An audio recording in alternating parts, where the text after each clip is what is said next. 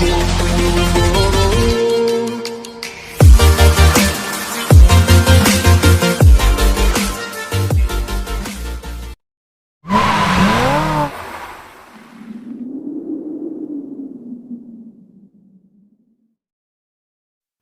dear students, subscribe this channel and hit the bell icon.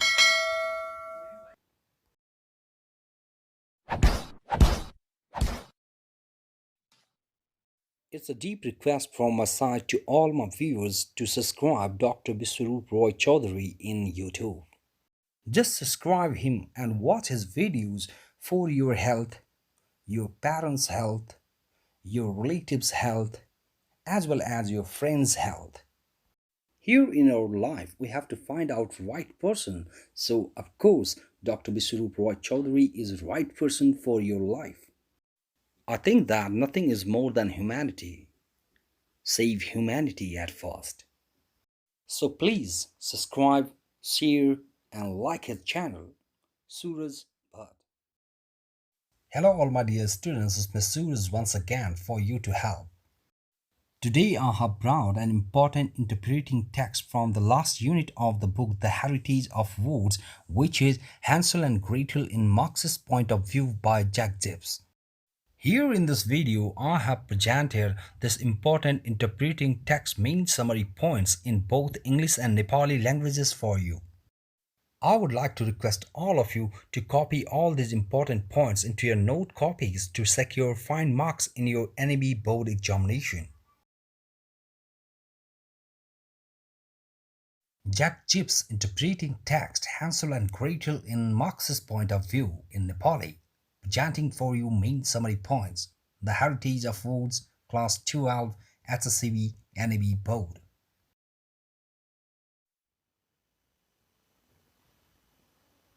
Let's start. Hansel and Gretel. Hansel draw Gretel. This text, Hansel and Gretel by Jack Gibbs, is an interpreting text. Jack Gibbs को यो पाठ Hansel र Gretel एक व्याख्या गरिएको पाठ हो. Jack Gibbs has interpreted the fairy tale of Hansel and Gretel using Marxist point of view. Jack Gibbsले Hansel र Gretel दन्त्य कथालाई मार्क्सवादी विचारधारा प्रयोग गरी व्याख्या गर्नु भएको छ. According to the Marxist theory, in every society there are two classes, for example, upper class and lower class. मार्क्सवादी सिद्धान्तका अनुसार प्रत्येक समाजमा दुईवटा वर्गहरू हुन्छन्, उदाहरणका लागि उच्च वर्ग र निम्न वर्ग. This theory states that there is always conflict between these two classes. यो सिद्धान्त यी दुई वर्गहरू बीच सधैँ द्वन्द्व हुन्छ भनी बताउँछ. In this conflict, there is always victory of lower class over upper class at the end. यो द्वन्द्वमा निम्न वर्गको सधैँ उच्च वर्गमाथि अन्त्यमा जित हुन्छ.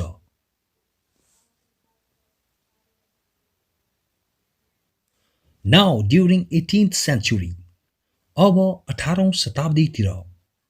During 18th century, there were two classes in every society, upper class and lower class. 18औं शताब्दीतिर प्रत्येक समाजमा दुईवटा वर्गहरू थिए, उच्च वर्ग र निम्न वर्ग. During that period, there was the concept of feudalism. त्यो शताब्दीतिर सामन्तवादको धारणा थियो. The upper class rich people were feudalists, whereas the lower class people were laymen. उच्च वर्गका धनी मानिसहरू सामन्तीहरू थिए, जबकि निम्न वर्गका मानिसहरू साधारण केही नजानेका मानिसहरू थिए. The feudalists were so greedy by their nature.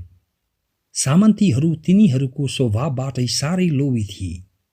They used to suppress lower class people a lot. तिनीहरू निम्न वर्गका मानिसहरूलाई ज्यादै दमन गर्ने गर्दथे. They used to torture the laymen for their own profits. तिनीहरू आफ्नो मुनाफाका लागि साधारण मानिसहरूलाई यातना दिने गर्दथे.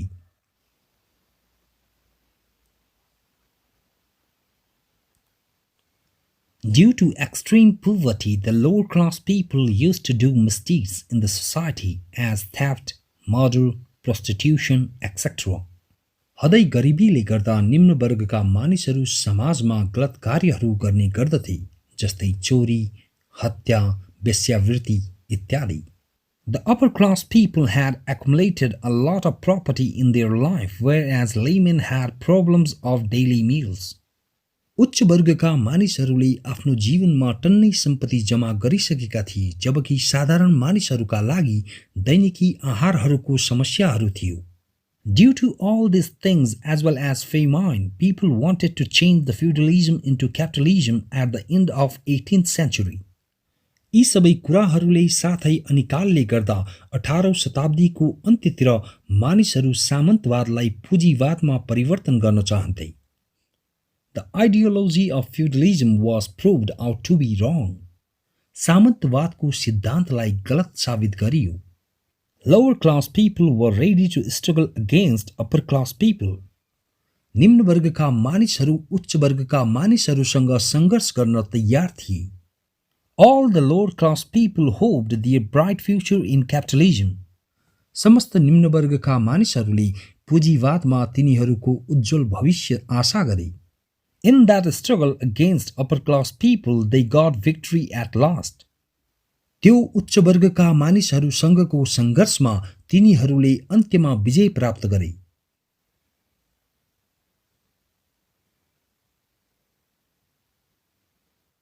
The poor family had changed their lifestyle from extreme poverty to the richness.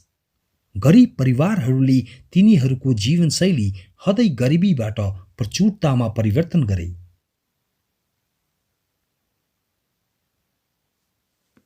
Now, a story of Hansel and Gretel in relation with Marxist theory. अब Hansel र Gretelको कथा मार्क्सवादी सिद्धान्तको सम्बन्धमा. Just as 18th century, there are two classes here in this story of Hansel and Gretel. 18औं शताब्दी जस्तै यहाँ Hansel र Gretelको कथामा पनि दुईवटा वर्गहरू छन्. The woodcutter's family is lower class, whereas the witch herself is upper class. बन्चरेको परिवार निम्न वर्ग हो, जबकि बोक्सी स्वयं उच्च वर्ग हो. Woodcutter's economic status is quite bad here in this story, just as the laymen of 18th century.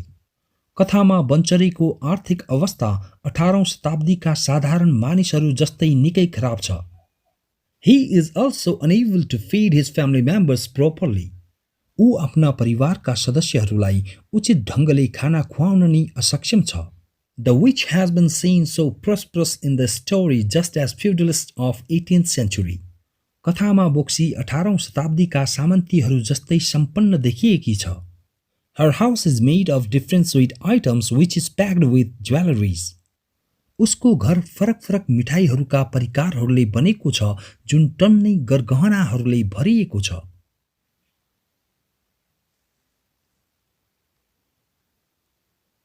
Here in this story, due to the extreme poverty as well as famine, woodcutter and his wife have done misdeed of deserting their kids in the dense part of jungle. यहाँ यस कथामा हदै गरिबी र भोकमरीका कारण बन्चरे र उसको श्रीमतीले बालबालिकाहरूलाई जंगलको घना भागमा छोड्ने गलत कार्य गरेका छन्. Just as famine of 18th century, the famine has presented the compulsions of lower class people in the story. 18औं शताब्दीको भोकमरी जस्तै कथामा भोकमरीले निम्न वर्गका मानिसहरूको बाध्यताहरू प्रस्तुत गरेको छ. According to the Marxist theory, rich people are greedy and so bad by their nature. मार्क्सवादी सिद्धान्तका अनुसार धनी मानिसहरू सारै लोभी र स्वभावले खराब हुन्छन्. They oppress the lower class people for their own benefits. तिनीहरू आफ्नो फाइदाका लागि निम्न वर्गका मानिसहरूलाई दबाउने गर्छन्. Here in this story, the witch has shown her greedy nature as well as bad behaviors to the poor children. यहाँ यस कथामा बोक्सीले आफ्नो लोभी प्रवृत्ति साथै गलत व्यवहारहरू गरिब बालबालिकाहरूलाई देखाएकी छ. Her greedy intention of eating Hansel has been seen in the story. उसको हेन्सललाई खाने लोभी मनसाय कथामा देखिएको छ. She has enticed the kids for her benefits. उसले बालबालिकाहरूलाई आफ्नो फाइदाका लागि लोभ्याएकी छ.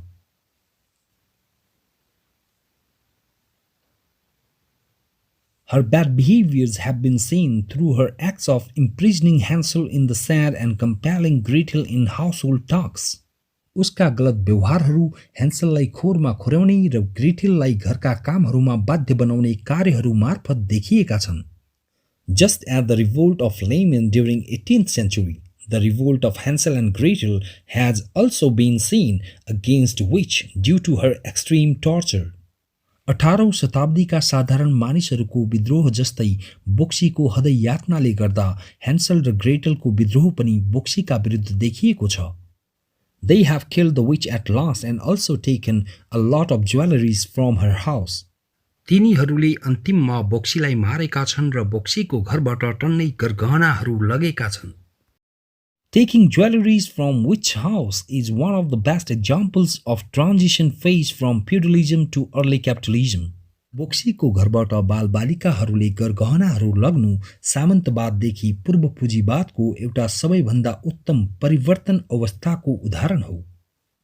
According to the prediction of Karl Marx, laymen can also go against upper-class people for their own betterment.